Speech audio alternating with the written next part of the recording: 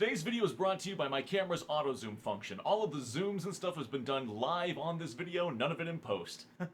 So this may be a horrible idea, and some of you may be getting seasick already, but I just thought it would be funny. So we're committing to the bit, because we always commit to the bit. This is gonna be horrible. Here's a hot take. The Summoner is one of the weirdest classes in Pathfinder 2e. At its core, it's not that hard. They've got an Eidolon that can do melee attacks and some special abilities, and they are basically just a spellcaster on the backline otherwise. But being able to actually play the Summoner can prove really, really difficult, especially when the camera cannot decide on a zoom function. And it's understandable why this class is so complicated. You've got 3 actions to split between 2 characters. You and your Eidolon are the same in initiative, you share a hit point pool, you share an action pool. It is very difficult. I've called it the most difficult class to play in Pathfinder 2e since it came out in Secrets of Magic all those years ago. But I've got something for you. I've got something special. Hey, come here, right over here, right over here. I got 5 tips to help you play your Summoner better.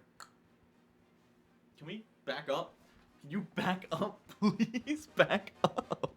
But before I share those slick Summoner secrets, I want to give a huge shout out to all the members of the No Net One's Patreon who are on this list. I can't move to the side. I can't move away from the patrons because the camera there you go. There's the last of the patrons. This was a great plug. Link in the description if you want to support me. Thank you. Let's jump right in with tip number 1, which is, of course, action economy. For the Summoner, action economy is everything, and this might seem obvious up front. They've got 2 characters to control with 3 actions, and their whole class gimmick is tandem actions. Let's let them do multiple things for the price of less things. But especially after the first few levels, there's a lot to take into account, and that's that the Summoner's only true advantage over other classes is their action economy. Their spellcasting proficiency scales slower than something like a wizard, and they have some of the least spell slots in the entire game.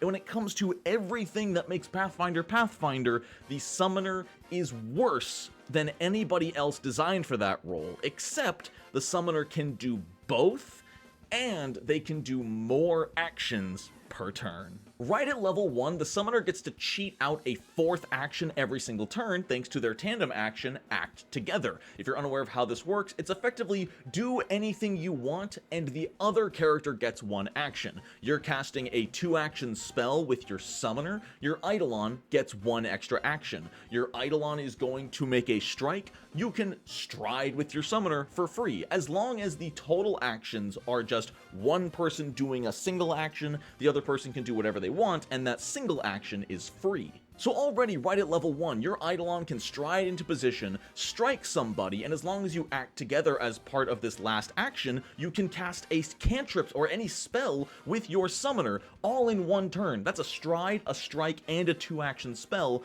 all in the same turn at level 1. I'm so sorry about this zoom function, but I've committed to the bit. And I don't go back on my bits. Now, Act Together specifically can only be used once per round, but in the future, if you take certain feats that grant you new tandem actions, there's no limit to the number of tandem actions you can take per turn. In fact, if you take something like Tandem Movement, then you can Tandem Movement and Act Together to cheat out 5 actions per turn.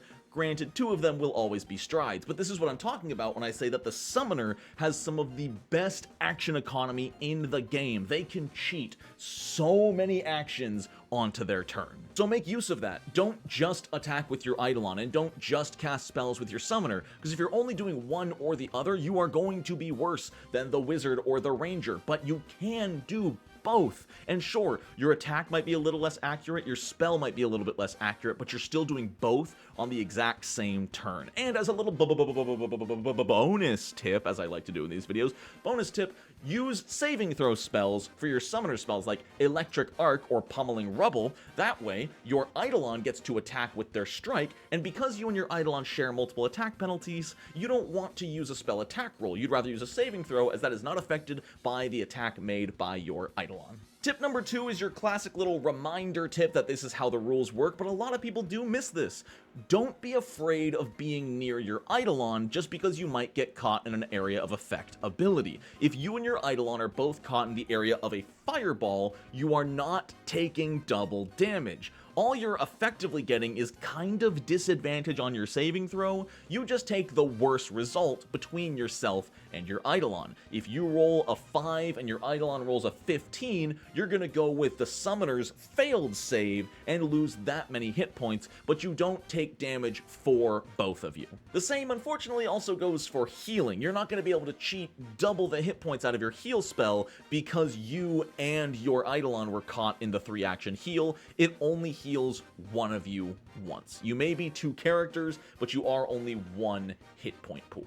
Tip number 3 is about customizing your Eidolon. Once you have picked your Eidolon and leveled up and picked your class feats and whatnot, it can feel like your customization ends there, but it doesn't. Remember that your Eidolon's attacks gain the properties of any runes you happen to have on Hand Wraps of Mighty Blows or a magic weapon. What this means is because runes can be applied and removed and replaced just by paying some gold, this means you can constantly be customizing your Eidolon's attacks for each situation. Are you going into a graveyard to exorcise some spirits and some undead? Slap the vitalizing rune onto some hand wraps and all of a sudden your Eidolon is dealing vitality damage on all of their attacks. So a little bit of research goes a long way for the summoner. Obviously this can apply to almost any class, but I want to put emphasis on the fact that you can customize your Eidolon's strikes to gain any kind of property rune that exists for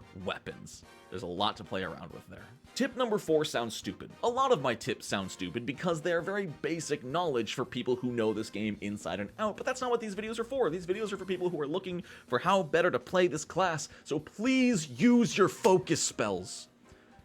Josh. The summoner class starts with 2 focus spells. One is a focus spell proper and the other one is a focus cantrip.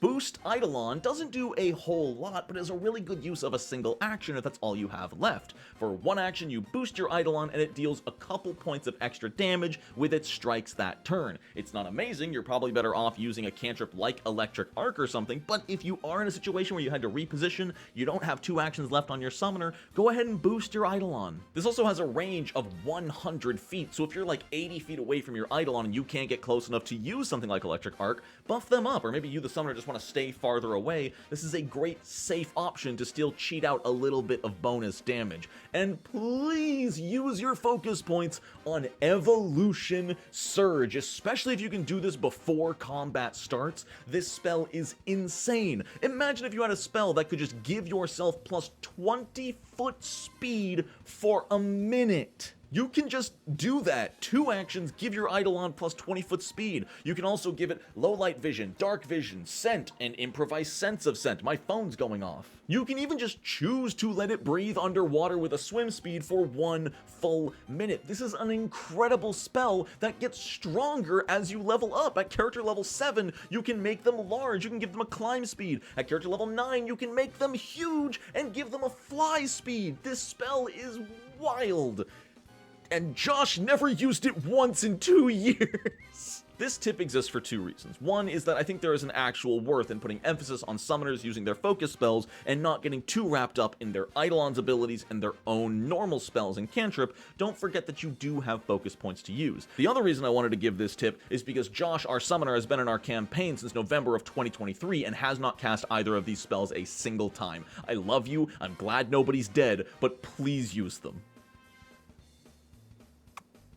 And my final tip for the summoner is regarding Eidolon skill proficiencies. As another reminder, anything you are proficient in, your Eidolon is also proficient in. If you have expert proficiency in thievery, you can give your Fey Eidolon a lock-picking kit and have them go pick a lock for you or disarm a trap for you or anything. If you have a skill proficiency, no matter how high or low it is, your Eidolon has the exact same proficiency. Now their bonus might be different, and this can play to your advantage, because if you, the summoner, have a +0 strength and happen to be trained in athletics, but your Eidolon has a +4 to strength, well, guess what? Your Eidolon is now an amazing grappler because they have your athletics proficiency, but their strength modifier. You can make the best of multiple different skills using the ones that you have good ability scores on, and then taking some proficiency in skills that play to your Eidolon's strengths as well.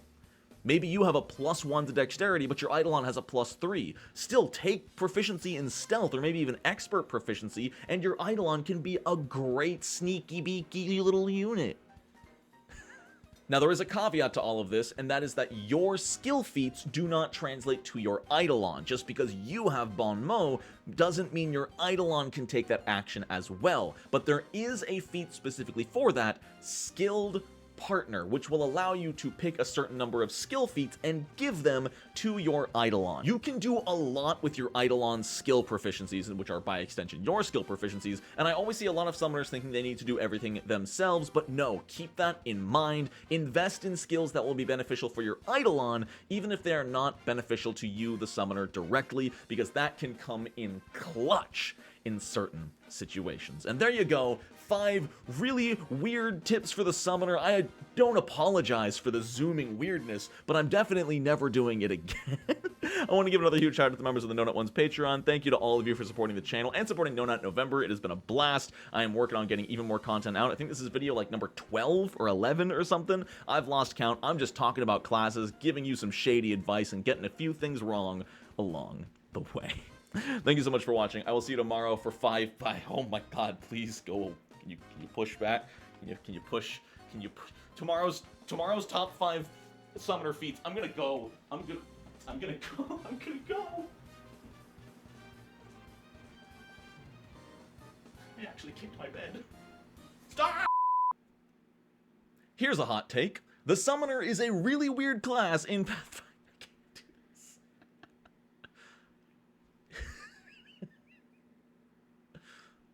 Stop. Stop it.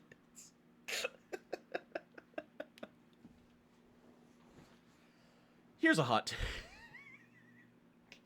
I can't.